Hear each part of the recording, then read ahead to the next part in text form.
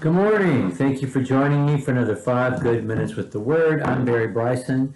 We are coming to the end of our study of Zechariah, and we're in chapter 14. We're going to be looking at verses 10 through 15. I'm not a person who enjoys being completely bewildered in the text of Scripture. I'm quite happy not to have all my questions answered and to know there are things I cannot factor out, but these images in Zechariah are so vivid and so confusing, and yet embedded with specific references that we can identify. But those references, for me at least, seem to further just confuse and complicate what's happening in the text. And I think the verses that we're going to look at today, at least for me, do just that. Okay, so the beginning of chapter 14, Jerusalem was delivered by the Lord. The people that were besieged in the city were given the chance to flee, and then the Lord established living waters flowing out of Jerusalem. That may be describing what Jesus describes in John 4, the living waters that will bring about salvation. And the Lord will be king over all the earth, and that section ended with the confessional statement of Judaism, really repurposed for the Messiah, for the kingdom. In that day, Yahweh will be one, and his name one. So let's read what's going to happen next in verses 10 through 15. All the land will be changed into a plain from Geba to Rimmon, south of Jerusalem. But Jerusalem will remain on its site from Benjamin's gate as far as the place of the first gate to the corner gate, and from the tower of Hananel to the king's wine press. And people will live in it, and there will be no more curse, for Jerusalem will dwell in security. Now, this will be the plague which the Lord will strike all the peoples who have gone to war against Jerusalem. Their flesh will rot while they stand on their feet, and their eyes will rot in their sockets, and their tongues will rot in their mouth.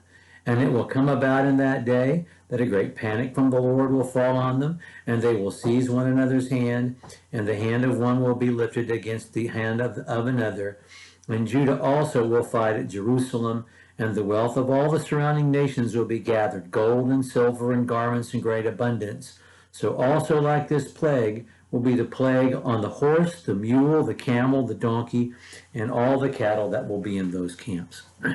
Let me just say that I'm sure you may have picked up a commentary or gone on the internet trying to find definitions for some of these things, and you had no trouble finding someone who knew exactly what everything meant. And let me tell you that was probably 95% baloney. Not even good baloney, but variety meat baloney, the kind of baloney you buy at a no-name truck stop, because we don't know. We just don't. None of this makes sense to us, but it made sense to the first readers. And yet, the overarching message is clear, that God will deliver his people.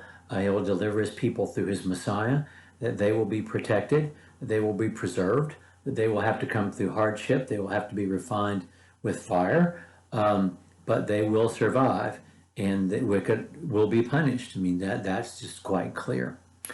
So we start out in verses 10 through 15 by talking about everything but Jerusalem being a plain. Now, Jerusalem is a city on a hill, on hills.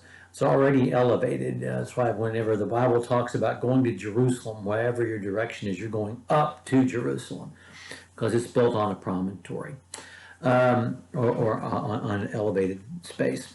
And so he talks about everything from north to south around it being just made a plain, but Jerusalem will rise up. It's almost like, continental plates hitting each other, and then the land pushing up like the Himalaya mountains. And he gives these references to sites on the walls, on the wall of Jerusalem, and they represent north, south, east, and west. I mean, that's what that's about. And then the people will live in it and dwell in security. He talked about this at the very beginning of the book when he was having those 8 night visions, and he talked about Jerusalem no longer having or needing a wall. You didn't have a wall because there are too many people in it to be contained, but they need a wall because God was the wall. And God sent out his patrols. Remember that section began with 4 horsemen, warriors on horseback as God's patrols, and ended with 4 chariots going out as God's patrols, going north, south, east, and west, and taking care of God's people, and punishing God's enemies. And so we're revisiting those images, or at least that situation, that setting that was described early on. And he's going to attack his enemies with the plague. Again, so vividly described. The flesh rots on them as they stand. Their eyes rot in the socket. Their tongues rot in their mouths. And it's not just going to be happening to them, but to the horse, the mule, the camel, and the donkey. Why all those 4 animals? I don't know. And all the cattle that will be in those camps. Those details escape me. I don't know what they are about. Okay, I don't know what they are specifically, but I know what they are about. They're about deliverance and judgment. We're going to finish the text of the book of Zechariah next time. Thank you for joining me for another 5 good minutes with the Word.